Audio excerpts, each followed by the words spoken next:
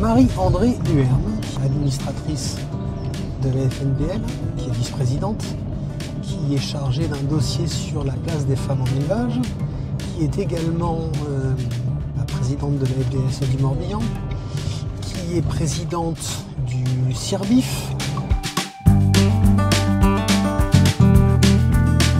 Nous revenons aujourd'hui avec Marie-Andrée d'une journée laitière. Est-ce que tu peux nous décrire ta ferme ? Oui, alors ma ferme c'est une ferme familiale puisque je travaille avec mon mari. Mes 3 fils sont aussi mes associés et ma fille est salariée, donc nous travaillons en famille à 6 sur une structure de 210 hectares de terre et nous avons 135 vaches. Nous avons une autorisation de 149 vaches mais à la traite nous en avons à peu près 130. Donc nous avons du pâturage pour nos vaches, nous avons aussi du maïs et nous avons de la luzerne. Voilà, donc, Quelle surface en maïs cette année ? Nous allons mettre 70 hectares de maïs. Tout n'est pas pour ensiler, mais nous ensilons ce que nous avons besoin et suivant les années, le surplus est vendu en maïs grain. On en garde aussi en maïs grain pour nous, que nous faisons stocker ailleurs. Mais voilà, c'est selon l'année, comme on est quand même en zone séchante, nous ne sommes pas très loin du littoral, hein, nous sommes à vol d'oiseau à 12-15 km, donc voilà, nous pouvons avoir des aléas climatiques et voilà, c'est notre sécurité de mettre plus de maïs pour être toujours sûr d'en avoir suffisamment. Parce que malgré qu'on a de l'herbe, le maïs est quand même une base qui nous assure de l'alimentation toute l'année. Voilà, donc on a besoin de cette sécurité. Donc nous avons maintenant 1 365 000 litres à produire et nous avons dû, pour passer moins de temps à traire, allonger notre salle de traite qui était en 2x8. Nous l'avons passée en 2x13. Bon, c'est un système qui est quand même un peu contraignant parce que c'est traite par l'arrière mais il y a une seule sortie, donc faire sortir 13 vaches à la queue leu-leu c'est un peu long. Mais il n'empêche, c'est quand même plus économique que d'avoir reconstruit une salle de traite ou un autre système de traite. Mais par contre, il faut de la main-d'œuvre. Alors chez nous, la main-d'œuvre n'est pas entre guillemets un facteur limitant puisque nous sommes à 6, mais nous sommes quasiment obligés de traire à 2 pour que ce soit pratique. 2 à traire et puis un qui fait les veaux et qui est autour. Voilà, donc on fait souvent 2 équipes de 3. Mais chez nous, la particularité, c'est que tout le monde sait traire, tout le monde passe à la traite. Même ceux qui sont à la particulture passent aussi à la traite. C'est la finalité de notre système, puisque voilà, c'est la vente de lait qui est quand même la ressource principale.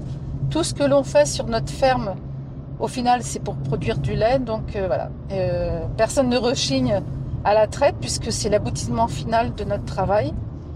Donc voilà, et souvent c'est un temps aussi où on peut se croiser entre associés et même si ça fait du bruit en salle de traite, c'est un moment où on peut pouvoir partager et discuter aussi. Donc, voilà. On ne le prend pas, on sait que c'est à faire, c'est une astreinte, mais je dirais que c'est une astreinte sans être forcément une contrainte. Et comme on est plusieurs, voilà, on peut aussi se permettre d'être absent et c'est comme ça aussi que je peux me dégager du temps parce que voilà, on est plusieurs à pouvoir le faire. C'est arrivé au bureau du CNIEL pour avoir... La nouvelle mandature de la FNPL t'a confié un dossier particulier sur la place des femmes en élevage. Peux-tu nous en dire quelques mots ? Dans la production laitière, il y a toujours eu des hommes et des femmes. Les femmes ont été souvent sur certains postes comme la traite, le soin au veau, c'était un peu un travail qui était fait en couple, en famille. Ça a été un peu moins vrai dans les dernières décennies. Mais je me dis que quelque part, elles ont tout à fait leur place si elles ont envie. Donc leur place, elles n'ont pas à la chercher, elle est naturelle. Par contre, il faut pouvoir favoriser le fait, si elles en ont envie, de pouvoir y venir. Qu'elles ne se disent pas c'est impossible pour moi parce qu'il y a telle ou telle chose, je n'ai pas accès au foncier, je n'ai pas accès aux investissements, aux prêts. Donc c'est lever les freins qu'elles peuvent avoir. Parce que les freins, elles viennent peut-être d'elles-mêmes, mais pas forcément. Ça peut être l'entourage, ça peut être un propriétaire qui voit une femme venir demander les terres en disant non, j'ai pas confiance, il vaut mieux que c'est un homme qui vienne. Voilà, je mettrai un homme et pas une femme. Donc il faut qu'on arrive à lever les freins. Mais moi, personnellement, je pense qu'il Il ne doit pas y avoir de frein. C'est un métier passion qui prend du temps, qui demande de l'investissement, donc il faut qu'il soit choisi et pas subi.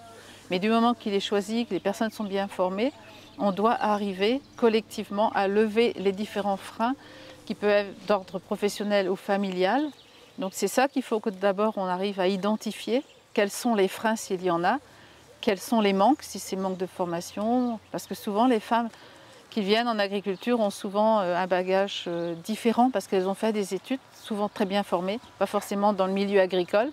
Donc il faut qu'on arrive aussi à faire des passerelles, une formation agricole, mais pas forcément obligées de tout refaire parce qu'elles sont déjà bardées de bagages et de diplômes, mais ils ont besoin d'avoir des modules bien spécifiques sur certaines parties, soit techniques suivant la production qu'elles choisissent, ou bien des parties sur la partie comptabilité, gestion, voilà, des choses bien pratiques. Il faut qu'on arrive à adapter ça. Et après, il faut vraiment qu'on facilite ce qu'on appelle le parcours d'installation. Parce que voilà, ça c'est le rôle le plus des JA.